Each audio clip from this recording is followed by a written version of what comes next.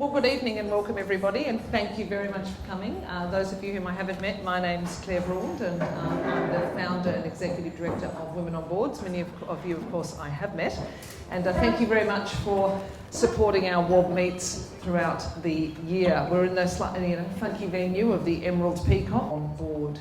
Nicole Livingstone doesn't need much introduction, especially to women of my generation. I thought she'd have to be known. She's slightly younger than I am, which you are, but because I actually Google, and you can ask Siri how old is Nicole Livingstone, and it answers. Oh, did you know that? Does it also say she's got good hair dye? No, it's all natural. No, of course. All that chlorine did not do anything to you. No. But of course, many of you who grew up watching television, the Olympic Games, will know that she's had an enormously long career. It spanned at least 12 years. She's had many medals. She went to 3 Olympic Games. She was, I think, more well known to me, though, not just for the medals that she won, but for the sportsmanship that she always showed. And I think that's probably the thing that I always recall most about you, is the way you swam and the way you carried yourself and the way you represented your sport. Not particularly that you won gold or silver or bronze, which of course you did on many occasions, but I think that's what holds you in such good stead within the Australian public memory. And of course you've gone on to really an amazing career. You went on to media commentary, then you went on to boards. So do you want to talk us a little bit through some of those things? Okay, so I'll spare it with you. I think I'm 48. Yes, I'm 48 years of age. So you don't have to talk to Siri to find that out. But I started representing Australia when I was 13 years of age on the Australian senior team. I spent on the senior team. So my first debut team, I was on the team with the Me Machine. And it was the year after the 84 Olympic Games, so they were in party mode, and here's me bright-eyed and bushy-tailed as a 13-year-old. Thank goodness they didn't have, back in that era, any video phones or anything like that, because the walls of the Emerald Peacock can talk, but I'm sure the walls of being away on an Australian team could also talk. It was a pretty amazing experience, though, being part of the Australian swimming team, particularly in that period of time. It was a much more innocent period of time where we had 5 television channels to choose from, and watching swimming on TV was something that most of Australia did. Yeah. So a lot more choice these days, and a lot more of a competitive market for all sports to be able to find their niche. But I retired at the ripe old age of 25 from swimming, not from life. And at that time it felt like it was a fairly mature time as an Australian swimmer. Thankfully now they are going a little longer. There's a little bit more backing in there in terms of a professional league now and prize money, but there certainly wasn't any of that around. But when I retired, I had already started to work. In fact, I started to work for Australia Post in corporate public affairs in between my 2nd and 3rd Olympic Games, because I knew that I would get to the end of my sporting career and I needed to be able to have a vocational career as well. So that was a great experience, and then started working for Wide World of Sports, and then into Channel 10 and did 23 years in broadcast media. But it was at the same time that there was a lot of sporting events coming to Australia, and that's when my first experience on a board happened in 2007 for the World Swimming Championships here in Melbourne. So that was kind of the debut of being involved in boards. And after that, because now you're on Swimming Australia. Yeah. So if I fast forward to now, so this is coming into my 3rd season of being head of women's football for the AFL, and the AFLW 3rd season that I'll lead, and it's the 4th season of AFLW. So women's football is what I look after, which includes AFLW. So it's a fairly big portfolio, and the growth of women's football has just been extraordinary. I was on 5 boards when I joined the AFL, and I came off 4 of the 5 boards at that time. It's a big girl grown-up job. It's very busy. It's long hours, and I have 3 children as well. So it was important for me to focus on giving this job all of my attention. But you'll never take my passion away from swimming, so I stayed on Swimming Australia, and the AFL were fine with that. Did you play AFL as a youngster? No, it wasn't really an option for me to do AFL as a young girl, and most swimmers do joke about being uncoordinated on dry land, but I was actually quite coordinated on dry land. But I grew up following Carlton Football Club. I still barrack for Carlton. We are allowed to have teams that we follow and passionate about. Lucky it's got an AFLW and an early Yes, yeah, and I have been a member of Carlton Football Club since 1987. So David Parkin once told me if there were women playing footy, he'd love to have me on the back line when I was swimming for Australia. So that's probably the highlight of my athletic career, David Parkin telling me that. So it wasn't an option for me. So the great thing now is that women's football is an option for girls. And I mean, one of the reasons why I became a swimmer is because I watched the Moscow Olympic Games and saw Michelle Ford win a gold medal as a 9-year-old. So that inspired me to want to be a swimmer. But for generations, there hasn't been that same visual connection and the inspiration for little girls to pick footy, and now there is. Which is really the role model effect.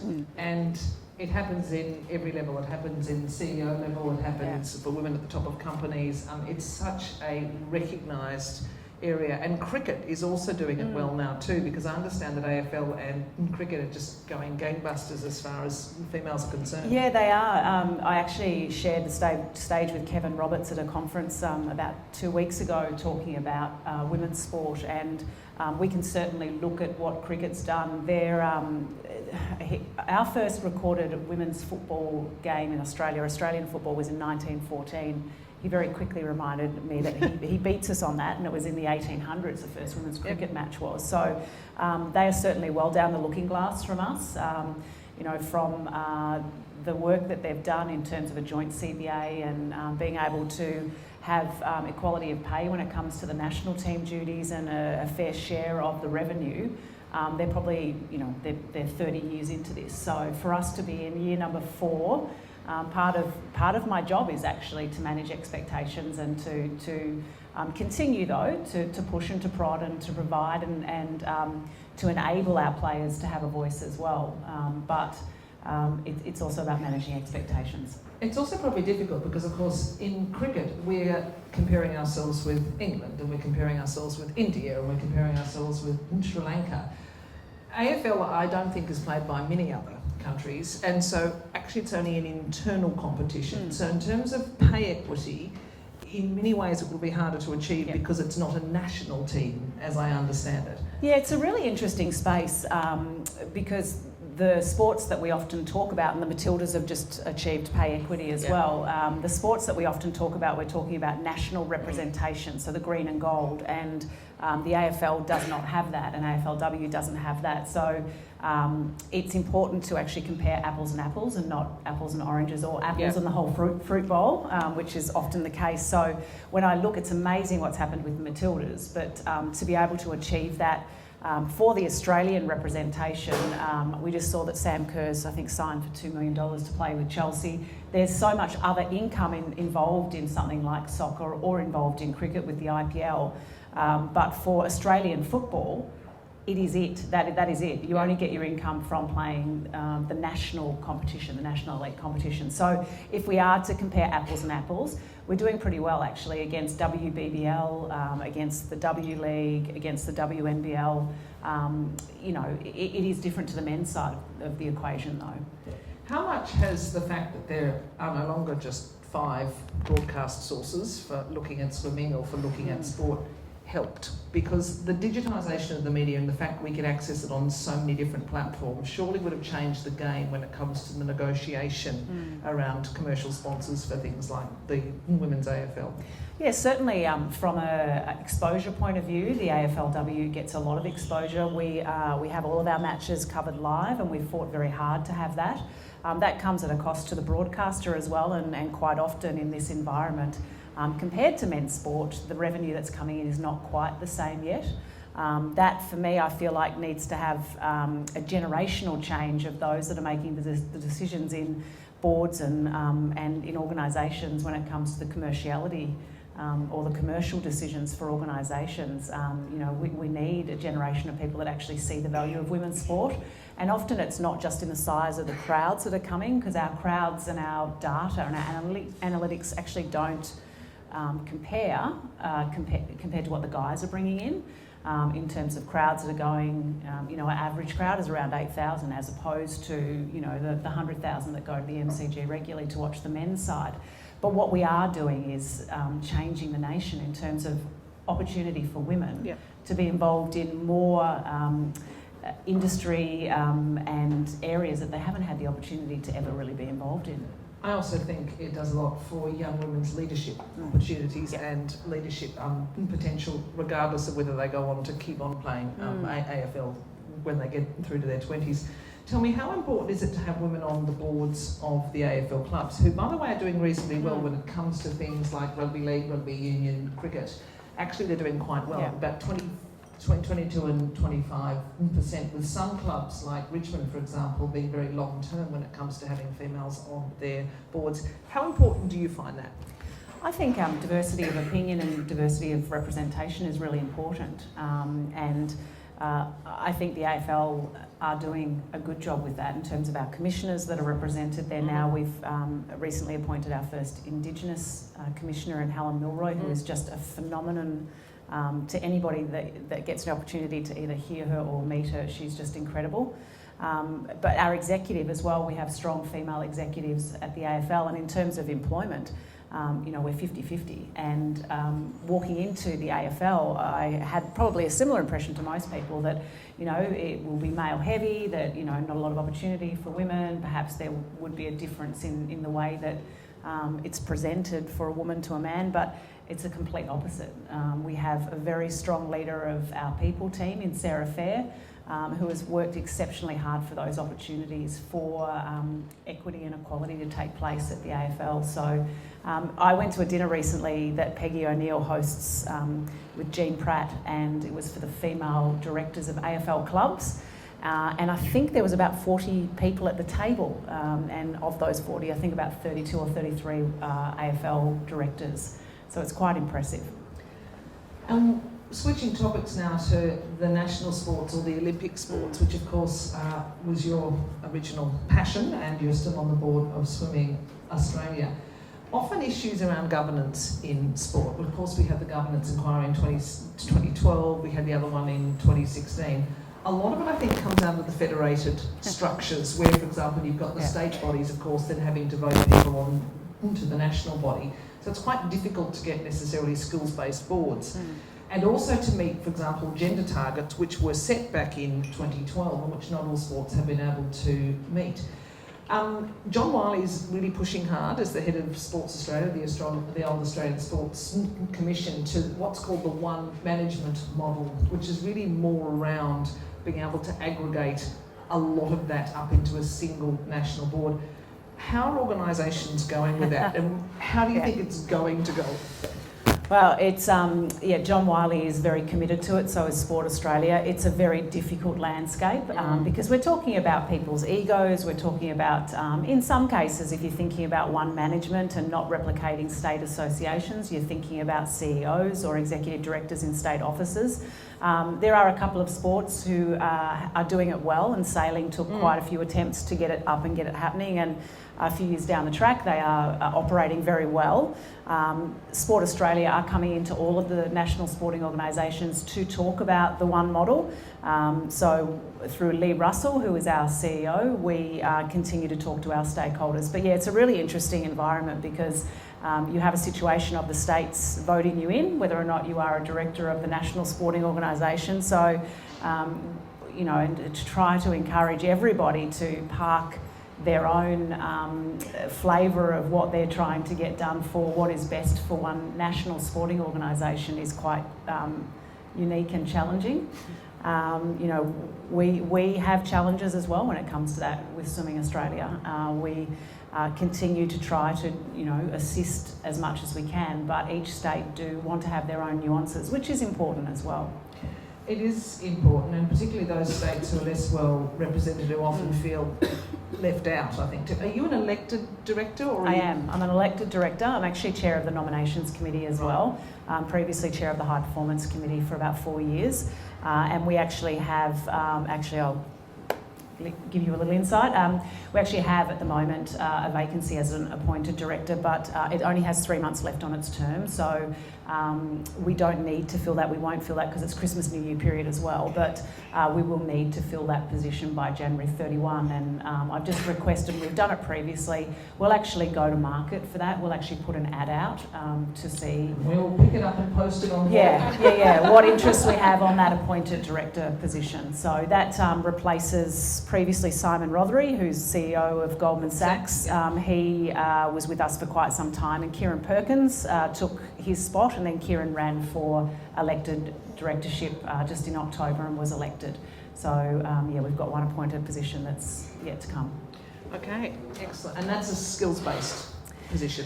Yeah, yet to be determined. I mean, I know you laugh, but one of the areas I think that we in this changing market for national sporting organisations, one of the areas, I mean, we've got some great people on our board, some very highly skilled people on our board, and I think one of the areas that really I believe that we need as a skills base is that digital media side of things, because it is something that we've had massive leaps in, but to be able to assist the board from a strategic point of view in that area is of interest to me. But the reason I said yet to be determined is that I shouldn't be making that decision by myself as chair of nominations committee, so we'll run our process in terms of the skills that we need on the board. Yeah, sounds good. Been topical again lately, things like saying, are the Olympics still relevant? I mean, you won Olympic medals, so it's hard to say they're not actually relevant, but people are bringing it up. It started with saying, is the Commonwealth Games anymore? Is it going to be relevant as a sports venue, given that quite a lot of athletes seem to be saying, well, I prefer to go to the World Championships, particularly those in sort of elite sports like soccer and things like that, where they're paid more. So, is the Commonwealth Games still relevant? And then flowing on from that, is the Olympic Games still relevant? Yeah, I think both are still relevant. The age of professional sports, each of those old amateur sports, and swimming was one of those, do deem themselves as professional in terms of the way that we operate. But from a financial point of view, it doesn't compare to those professional sports. So the highest pinnacle for Commonwealth athletes is Commonwealth Games, and for the Olympics, absolutely, it's still relevant. But the Olympic Games were at risk of not evolving itself appropriately to be able to cater for a market that is changing and interests are changing. So some of those traditional sports who have been with the Olympics since the Baron made the decision way back in 1894 to have a men's Olympic Games, it was important to be able to evolve. So now we find ourselves with things like breakdancing coming into the Olympic Games. We've got rock climbing, we've got skateboarding, so it really has evolved. And we have 2 cities post-Tokyo that have been awarded the Summer Olympic Games and 2 that have been awarded the Winter Olympic Games. So they have evolved themselves, and you look at the revenue that brings in worldwide, and it is still phenomenal. The Australian Olympic Committee continue to do a great job when it comes to revenue from sponsors and do look after their athletes well. So there is prize money for winning Olympic medals, so there is reward on that as well. Yeah, which is a far change, which really you spent 12 years, I'm assuming, quite poor as an Olympic athlete, which is the normal story. Yeah, so the most that I was provided with was a scholarship of $10,000 to live for the year. And to qualify for the 10,000, you had to be ranked in the top 3 of the world. So there was some occasions where I'd slipped out of that, and it was around the 7,500. So, which is why I started working at 21. But prior to that, I certainly was in the bank of mum and dad, and they were blue collar workers and worked really hard to get me to where I am today. And it's different now too, but it's interesting because if you look at people like Nick Farr-Jones who had a career, Kieran Perkins had a career, they all had a career because you had to, which in a sense makes you quite a very rounded person and sets you up for life as you move on. So it must be quite difficult now managing the expectations of young athletes who are paid more, who then at 28 stop being an elite swimmer. So that managing that mental health, I'm assuming now, is part of the role of the board too. Yeah, mental health and wellbeing for athletes is a really big focus for all sports, and through Sport Australia, most sports do have an athlete engagement and wellbeing officer. In fact, my childhood best friend, Lindley Frame, is that for Swimming Australia, and she does a wonderful job with our athletes.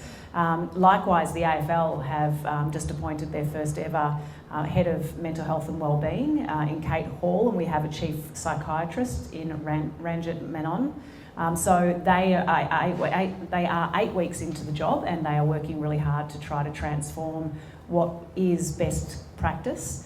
And best practice for mental health and wellbeing is not necessarily, and it's not about performing well on the field or in the pool. It's actually looking holistically at how we keep people well and healthy and make sure that they're able to cope. So that's a really big focus for us. But from an employment point of view as well, I mean, part of the juggle is the AFLW, to be frank, and that is that there is income starting to come into it. Our top echelon of athletes are now earning quite a good living, not just from the playing fees, which people know that they are building. We get to the 3rd year of our contract with the players that has just been signed off, and it's over $10 million in player payments that the AFL pays. So it is building, but there are endorsements and other things that are coming. But what I would hate to see is a generation of young players that come through and want to be full-time footballers. I think we have the opportunity to make sure that we don't repeat the mistakes that our male counterparts have made. So to make sure that there is a focus on education, on working. We have wonderful partners. Our sponsors are looking differently at how they sponsor the AFLW. How can they actually help the players as well with flexible work? Accor actually employ quite a few of our athletes. And that's working really well. So we're encouraging our sponsors to think differently about how they actually sponsor the AFLW. So they're really partners. They're partners. It's not just about slapping a logo on something. We're actually getting them to think about how they can do this differently. Do your children play sport? Yeah, I've got 17-year-old twins, boy and a girl, so that's an interesting age. And my son wants to be a baseballer. He's actually out at Altona at the baseball and softball centre right now. I've got to pick him up at 9 o'clock, 2 nights in a row this week already. My daughter swims. She's just had glandular fever, which is, I think, every swimmer's rite of passage, right before her first VCE exam, so that was pleasant. And my little guy is just turned 12 and he plays baseball as well. So I don't have any footballers. My 12-year-old does play footy as well in the winter, but I think my daughter, she's probably one of those swimmers that isn't that coordinated on dry land, so I'm not sure. I think it'd be disastrous if she plays footy, but she loves the footy club and she loves coming along to the footy. And I think the best thing about AFLW is seeing men and boys. It's not just about opportunity for women, it's about changing the way that people view women. And so to see the footy crowd change now to have boys and dads coming along and having a sense of pride. And to be honest, they get lost in the romance of footy, and they see their club Guernseys out there and they see the battle with another team. And I find myself doing it too. You forget that you're watching women's footy, you forget you're watching men's footy, you're just watching footy, which is a great place to be. Questions?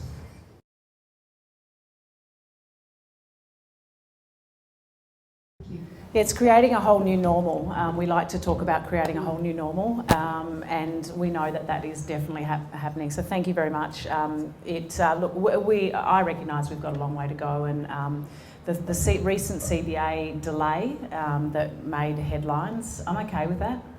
The players, it was effectively an employment agreement for 3 years. So for our players to take the time to understand what they needed to understand about that agreement was really important. I think we're there now and we'll continue to have progress. And if you think about the fact that we were supposed to start in 2020, we're kind of 3 years premature. Our birth date's meant to be next year. And by year 6, we're looking at $10 million in player payments to play Australian football for women. With 420 women employed at AFL clubs to play footy is pretty phenomenal. And many other little clubs in regions right around the country. I come from the Central Coast in New South Wales, and we have a very strong soccer because we've got the Central Coast Mariners, and so but interestingly, AFL is starting to compete, particularly for the girls. Yeah. We're really seeing growth. It's really we're strong. seeing that right around the nation. So we only release our numbers at the start of the following year. So we're getting 2019 numbers through at the start of 2020, but our 2018 numbers was 530,000 women and girls playing Australian football around the nation, and we know it's grown. And if it keeps growing on the rate that it is, it'll be close to 1 million by 2025. We're having to negotiate with councils to get more grounds. Yeah. Any other questions? Yeah, Susan.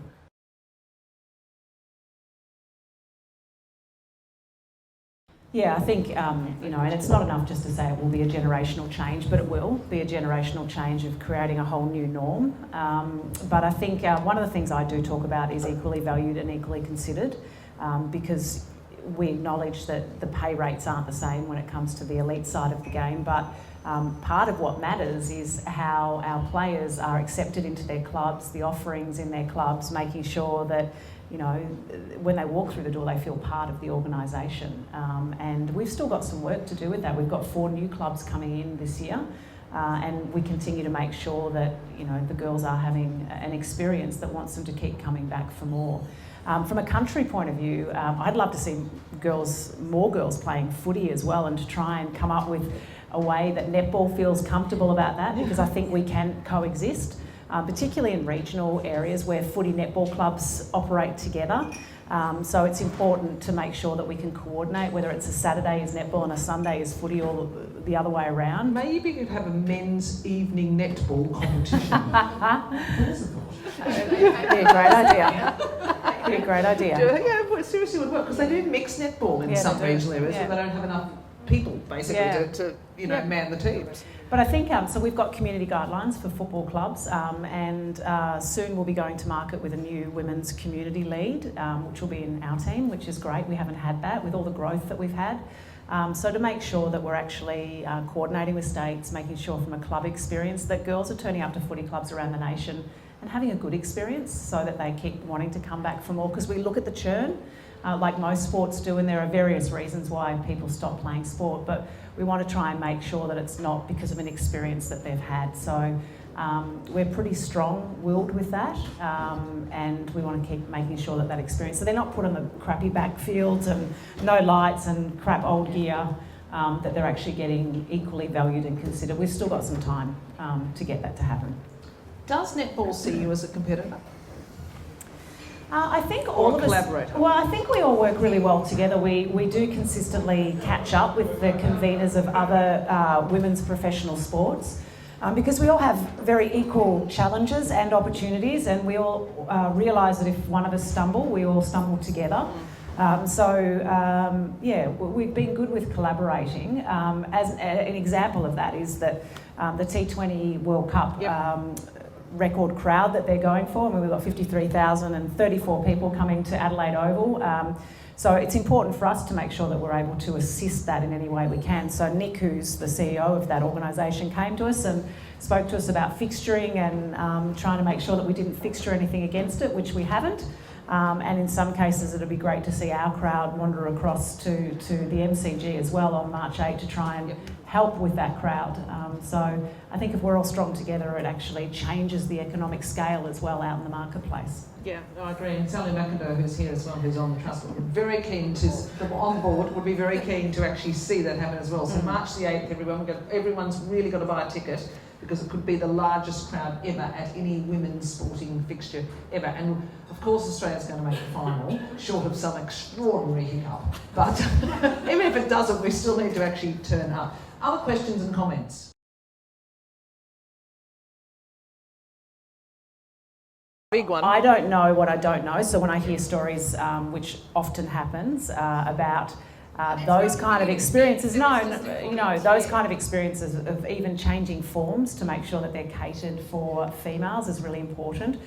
So I'll back it up. So from a research point of view, we are investing millions of dollars in research. I feel like we're doing a pretty good job with that, but again, it's going to take some time to put that into place. ACLs and concussion are the 2 big areas. So recently we funded a research project in the Greater Geelong area, in the Bellarine Peninsula, of the emergency departments to see, because I keep hearing, girls get injured way more than boys. Well, is that actually true? Yeah. Do we actually know that?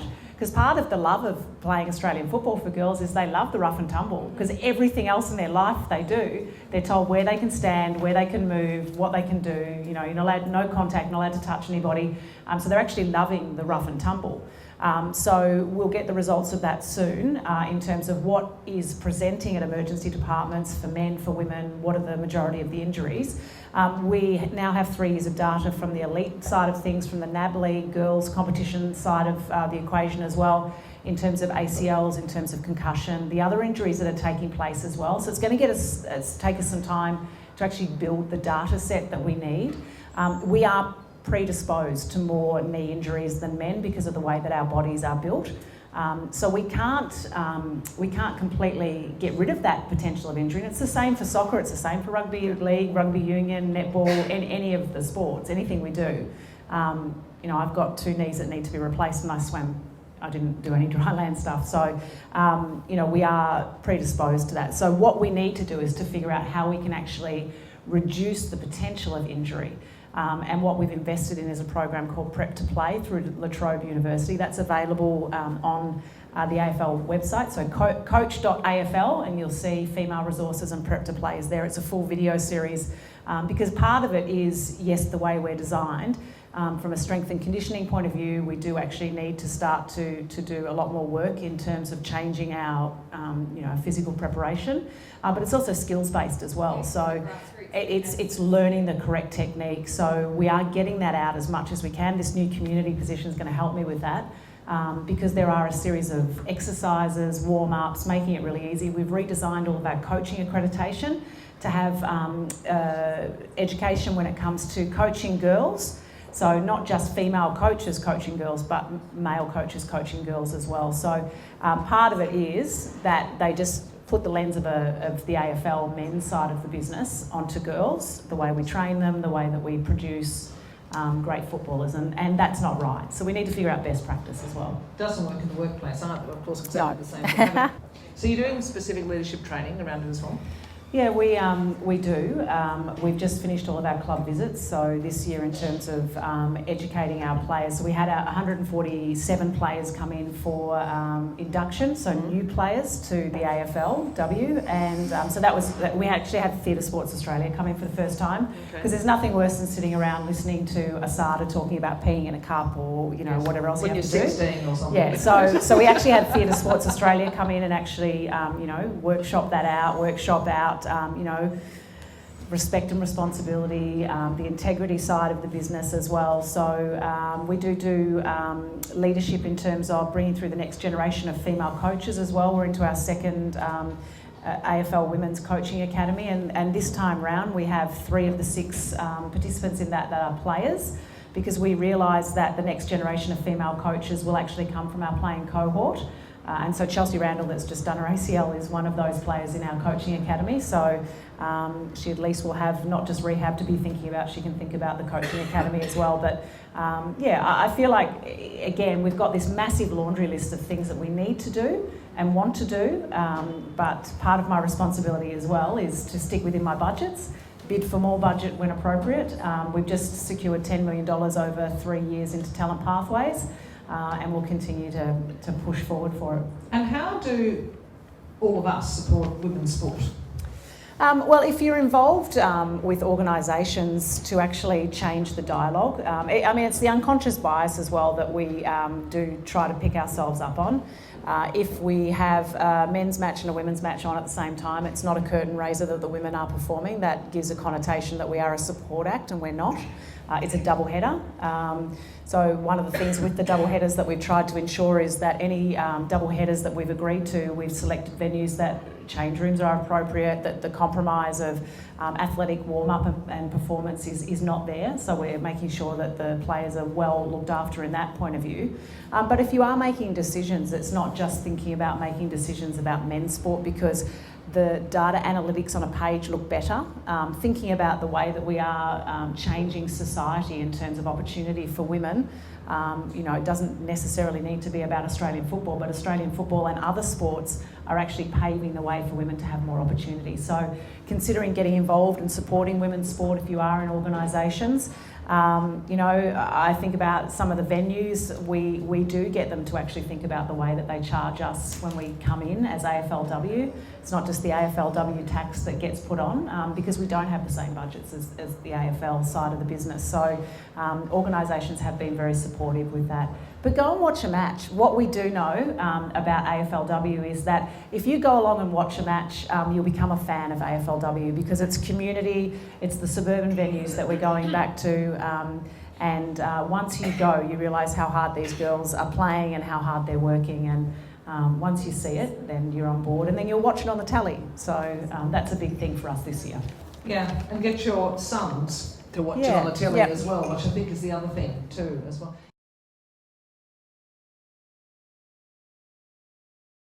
Yeah, I mean, I think I had quite a few good leaders around me that assisted me to be able to have opportunity. So I think having, and it's a bit of a buzz term these days, and you've probably all heard of it and thinking about it as well. It's not just about having mentors, it's about having sponsors that actually open the door for you and to assist you with those opportunities. So I've always had really great female and male leaders, and you know, a lot of the opportunities that I've got have been thanks to having opportunity and conversations with those people.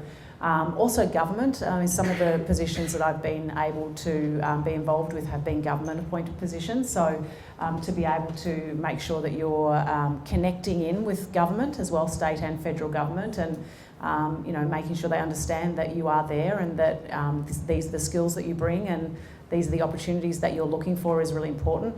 One of the things that I learned just recently, which I wasn't doing, is knowing your true value. You know, the guys get together, they have beers in the afternoons, they talk about all things, including bonuses and hourly rates and wages, and we just don't do that.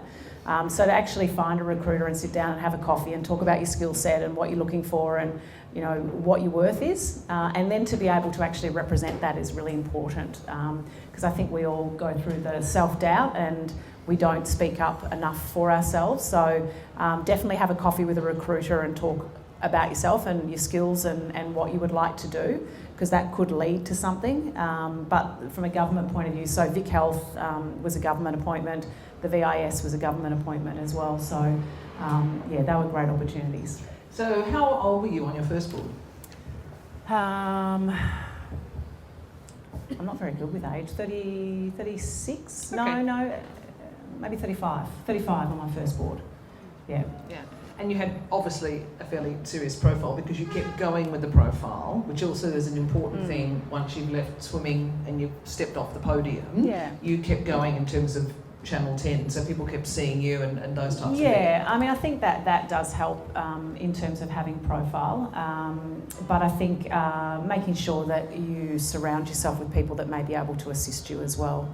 Doesn't mean that you cut people out that you don't think are going to help you get up the ladder, but surrounding yourself by people that can help you will be really important as well. And working in spaces which is obvious, I think sports participation, the benefits of the benefits on health in relation to sport, which I'm assuming are some of the government roles that they were looking at too. So you kind of segued in terms of your transferable skill set, really. Yeah, and a lot of the boards that I was working on were either not paid or paid a very small honorarium. So it wasn't necessarily that I was doing it because I wanted to you know, build up a portfolio of boards that would help me not work a day job, that I was just going to do boards. It wasn't about that. It was about me trying to better myself and the experience that it brought to me, as well as what I could give to the organisation as well. But there's been some of the things that I've been involved in terms of, I was on State Sports Centres Trust for 9 years as well. But, you know, chairing the Prevention for Violence Against Women and Families for Vic Health and becoming deputy chair there, and actually really understanding the link between, you know, a healthy lifestyle and also some of the privileged positions that we have. Not everybody has, you know, a roof over their head and the ability to actually purchase fresh food. So some of those experiences has really opened my eyes as well. And understanding links. I think, isn't it State of Origin Night that is one of the greatest nights for domestic violence around, which who would have thought if you didn't know there's the been data? Quite a bit of research into that, and I think it originally came out of the English Premier League in terms of the spike in domestic violence when the team doesn't win, and I think a similar piece of research was done around State of Origin as well. So but hopefully through the rise of women's sport, we've always been here, but the rise of women's sport and you know, now those male sports that have the availability for women to not only participate on the field but off the field as well, will hopefully put us in better stead for respect for women as well and families. Dream board, what is your dream organisational board? I'm really enjoying being on Swimming Australia. Part of the reason why I joined Swimming Australia in 2012 was seeing London and the failures of London and swimmers not liking each other on the team, and I thought, oh, that's not what I grew up with. And if I look back at that period of time, that probably cost me my media career because I was no longer impartial member of the media. I became a board member that was not towing the company line, but understanding the company line and not looking for the sensationalism of media. Yeah, I'm pretty happy with Swimming Australia. I did a couple of terms on the Australian Olympic Committee board as well. Definitely sport and swimming's where I want to be right now. What about the big Olympic board, the global one? No, I wouldn't want to be. I don't think IOC. Politics would be. Yeah, no, I don't think IOC would be something that I would want to be. I mean, there are some women involved in the IOC, but some of those organisations are evolving, but at the snail pace. Yeah. Yeah, very hard. Any other questions before I?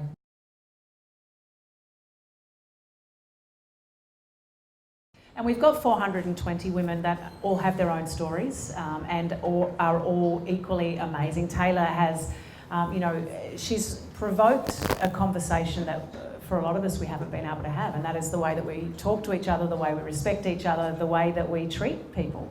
Exactly. And she has really found her voice in that, so I'm really proud of the way that she's been able to do that. But we'll continue to tell the stories of our players.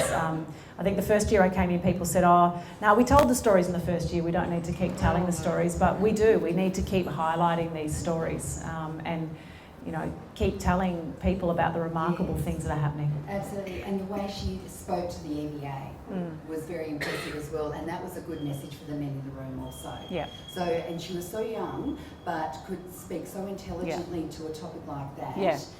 To that audience. Yeah, great. Yeah, there's some great role models out there. Yeah. Okay, well, some great stories coming back of people that are hearing all of your young members and young players and things out there, so it's really nice.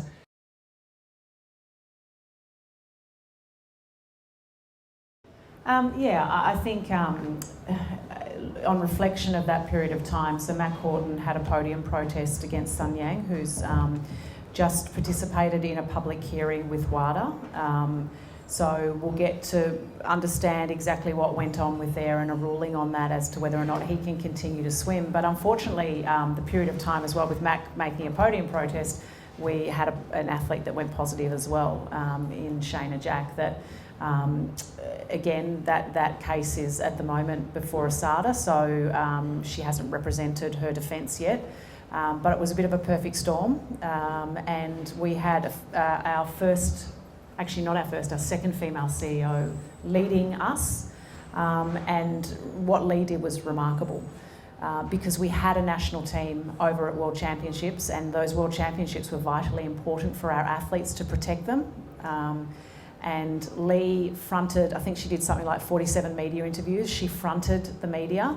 And some of the commentary that I felt like there was a gender undertone toward the commentary around Lee, and that's disappointing to see. But I think... So how does the board react? Yeah, I think she did a tremendous job in representing the organisation in an area that a lot of national sporting organisations actually didn't understand.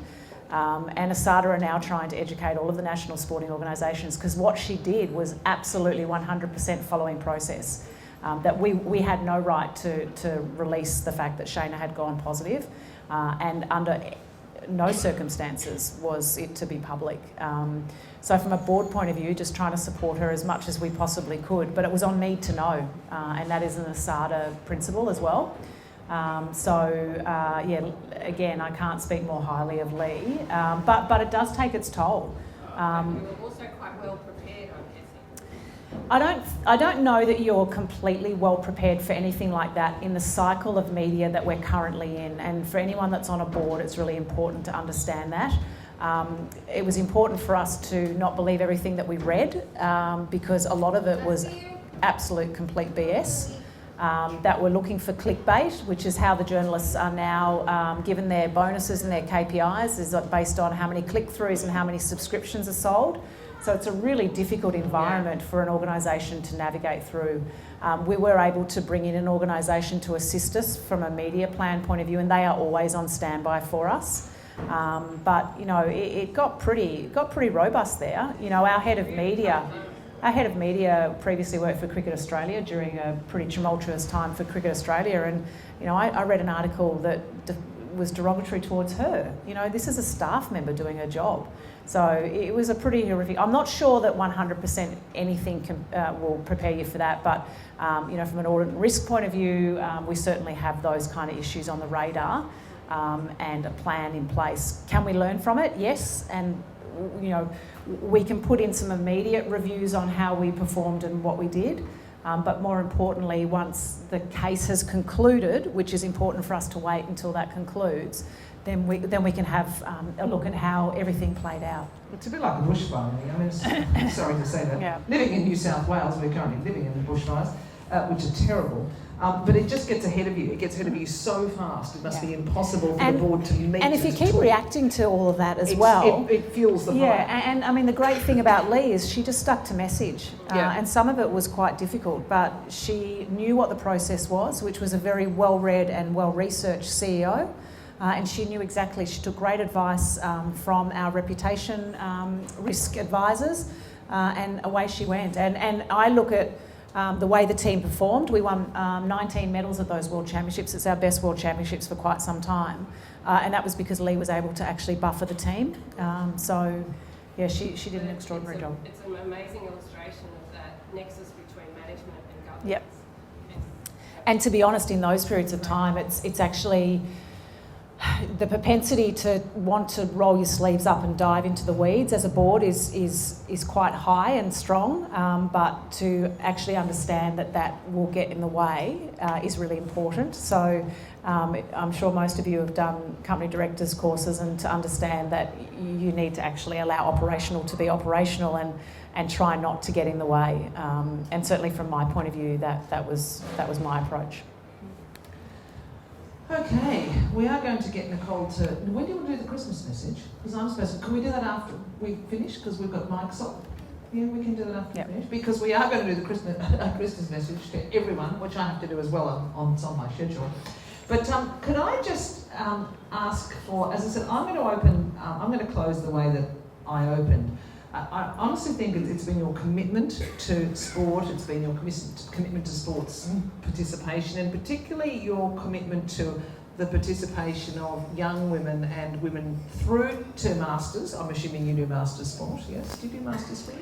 I do Pilates. Is that master sport? I have to do Pilates too. I've got bad knees as well. But I just wanted to say it's a remarkable career, which is still, only halfway there. So I think there'll be lots more things. I think we're all celebrating the success of the Australian Women's Football League, and I think we're really celebrating the empowerment of a generation of younger women who are really seeing opportunities that they didn't see before. And you've heard several stories here of the impact that it's had not only on women, but the impact that it's had on rooms full of suited men, that it's had on the business world. And I'm just seeing the change in the atmosphere and the way that many of these young women are thinking about what they can do. So I'd just like to, on behalf of us all, thank you for being such an instrumental part of that. Thank you.